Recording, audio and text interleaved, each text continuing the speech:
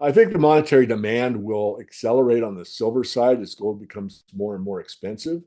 So someone, as you said, sell a capital good like a house, certainly can afford gold in most cases. But most working people that see their savings deplete because of inflation will probably run to silver. Plus, it's cheaper, and the gold silver ratio, if you understand what it really means, favors silver at this time. But I want to add on that going back just 2 decades, 2.5 decades, the amount of demand on silver on the industrial side was 35% of the market. Now it is about 60. You could argue even 65% of the market. At the start of 2024, the silver price struggled to maintain its gains due to anticipated slowing industrial demand. However, the precious metal began to rally in the second quarter, even as it became clear that the U.S. Federal Reserve intended to maintain higher interest rates for an extended period. Currently, the price of silver has surged by more than 22% in 2024, driven by increasing global demand for the metal. DavidMorgan, a widely recognized analyst in the precious metals industry, predicts that silver demand as a monetary asset will rise as gold becomes more expensive, making silver more accessible during inflationary periods. The Silver Institute forecast global silver demand to hit 1.2 billion ounces in 2024, driven primarily by robust industrial usage. Due to strong demand, silver prices are anticipated to reach $30 per ounce, which was last seen in February 2013. Despite substantial growth in silver's industrial demand over the past 2 decades, Morgan points out that the near doubling of supply from 550 million ounces to 1 billion ounces has balanced the market. He uses this to illustrate that if the supply remained flat, industrial demand alone would consume the entire silver market. The balance between demand-supply would be a significant driver for prices. As per the Silver Institute data, global silver demand outpaces supply. Silver demand has increased by 38% since 2020, while mine production recorded a shortfall. Meanwhile, the analyst underscores that the current bond offering 12% returns in silver presents a stable investment opportunity compared to the historical CAGR, underscoring its appeal to wealthy investors. Now, we present the clips of DavidMorgan's insights from his recent interview with Monetary Metals. Before we continue to delve into this discussion, please subscribe to our channel and activate the bell icon for timely updates. I will say that the overall picture, I think, has changed.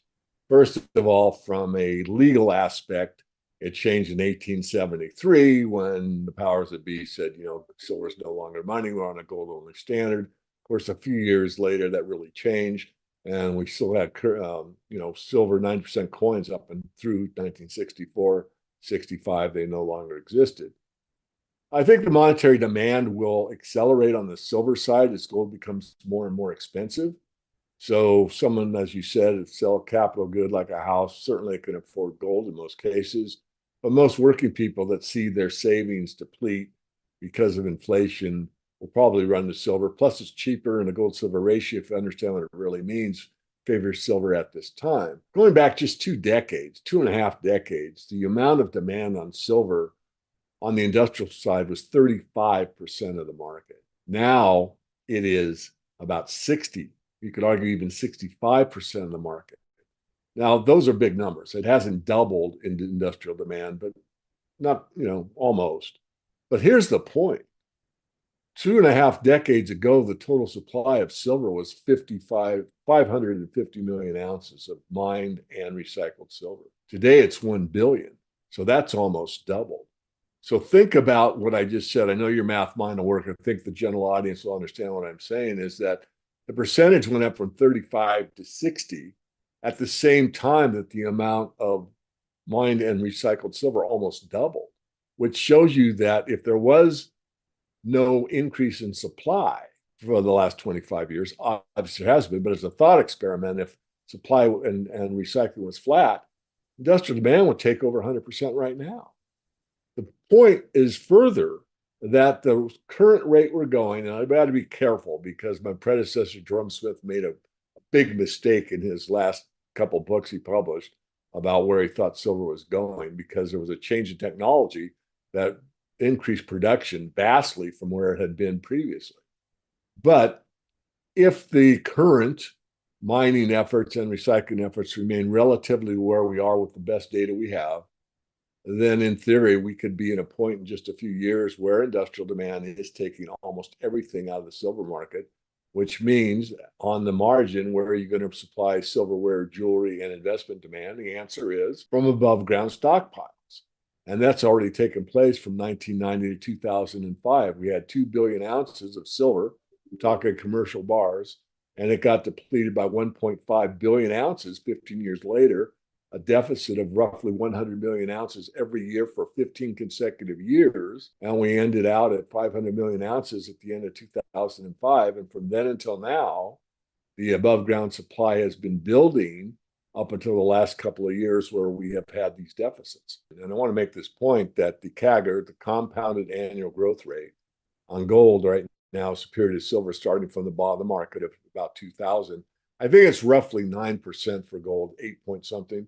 And for silver, it's about 7.8, if I remember correctly.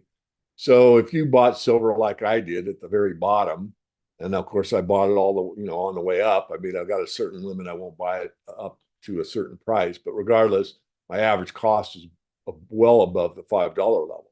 The point being is had a compounded annual growth rate for 20 plus years at almost 8%. And yet this latest bond that you have available for silver is 12%. I mean, you don't have to go through the ups and downs and all the waiting, because that's the compounded annual growth rate over that period where we had this huge, what I'll call slump that we just talked about of, 12 years or so. You're just earning silver on silver, gold on gold. So I think it's something that, Keith has spearheaded. We've been supporters of. We've also done a few interviews. We're going to do some more. And just to bring it to the attention of the public, because that's one of some of the drawbacks, especially really wealthy investors. DavidMorgan contrasts North American investor sentiment, soured by gold's extended downtrend since 2011, with proactive foreign investor responses to dollar weakness and emerging currency alternatives. He anticipates these dynamics will catalyze a substantial upturn in precious metals, driven by a potential shift away from fiat currencies. Now, after the Federal Reserve quietly admitted gold is replacing the US dollar, the International Monetary Fund has warned of a striking decline in the US dollar's share of allocated foreign reserves of central banks and governments.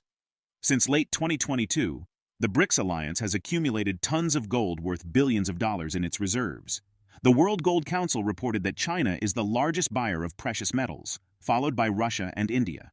While shifting toward the next aspect, Morgan notes the rising credibility of BRICS countries and their potential to trade.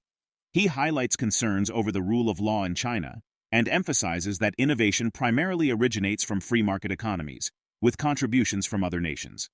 Let's get back to the interview. North Americans look at the dollar priced in, US dollars. And when they see what's gone on and they've seen such a gully in the market, a downtrend, you could say, from 2011 basically until recently, many people are just burnt out. It's called a round trip. For example, if you bought gold in September 2011 at the all-time high of approximately 2000, and you waited all the way to 2024 and it got back to 2000, maybe 2100, 2200, and you said, you know what, I bought too much gold, I wish you didn't own it or whatever, and you exited the trade, that's called a round trip. Watch it go from 2000 to 2000 over that decade and more. And so there's a lot of that. I don't know how much is a lot, but it's substantive because the wholesalers are really full of metal, as you well know, and the bids have come off, the spread has come way down. And that's a direct indicator of inventory supply, which is really big. So that's part of it. I think the other side is that the other part of your question is what are the foreigners doing? Well, they're seeing what's happening in the dollar. They're seeing, what's gone on with peer-to-peer currency exchange for oil, for example, between China and Russia. They're seeing what's going on for Brazil with direct links to their currency. So once the BRICS get further established and they're able to have multiple currencies in their basket of trade, where they don't have just, Chinese yuan and what do you do with it, when they can exchange that for the Brazilian real and other currencies, they've got a pretty big market. And I think the basis of their knowledge of what's going to go on with the dollar, which still most of the world's debt is dollar based, which means you're not going to be able to pay it off in real or rubles. You're going to have to exchange it for dollars. So they see what's coming. So they're hedging their bets or forecasting or taking action, I think is the best word, taking action against basically the inevitable. all currencies meet the demise of fiat, which is an unbacked edict by government that demands you use the script as payment in full. And yet, as it deteriorates to the point of oblivion, where it's worth less and it's worth less, it's worth less, and it's perceived to becoming worthless, that's when you see an acceleration in these markets. And I think the foreigners are just starting to get their nose out of the tent for this, what I think is a third and final leg up in the precious metals, which is always, or always has been, the greatest gains in terms of percentage. And usually the frequency is small, meaning the time duration is actually smaller than the other two legs. And if that's true, and I believe it will be, what we'll see is a mass exodus out of currencies generally into precious metals. And that would be accelerated if or when stock markets, bond markets, real estate markets, and every other asset class that's held dear at this point starts to go the other direction. And as we both know, the metals markets are so extremely small relative to what some of these other markets are. The amount of potential investment into these markets is so phenomenal that I believe what I've said many times, that this next run to gold will probably go into the financial record books. The BRICS are gaining credibility and obviously more participation. And if they all agree to trade in each other's currency, that gives them strength. It gives them more flexibility. But at the same time, he pointed out what de Tocqueville pointed out, years ago when he came to the United States, and that is the rule of law. And we have that. China really doesn't. So people that China-centric, let's say at the beginning of the year 2000, early 2000s, and made businesses in China are regretting it today because of that fact. So I think there's always innovation available. Whether the emerging markets are the place it's going to come from, I would say yes and no. I know that's a long answer. I think primarily most innovation still comes from a free market perspective, which the US has lost to a great deal, but there's still a vestige of it here, more so, I think, than most other nations. Not to say that other nations don't come up with some great ideas or inventions or new ways of doing things. Analysts predicted that the silver price could remain elevated, potentially outperforming gold in the long term. This is underpinned by industrial demand, particularly from the automotive and transition energy race, which boosts demand for solar panels and electric vehicles. How do you perceive the role of silver as an investment based on ongoing global economic shifts and currency volatility? Drop your thoughts in the comment section below. If you find this video informative, don't forget to support our channel and turn on notifications to stay informed about our latest videos. See you in the next video.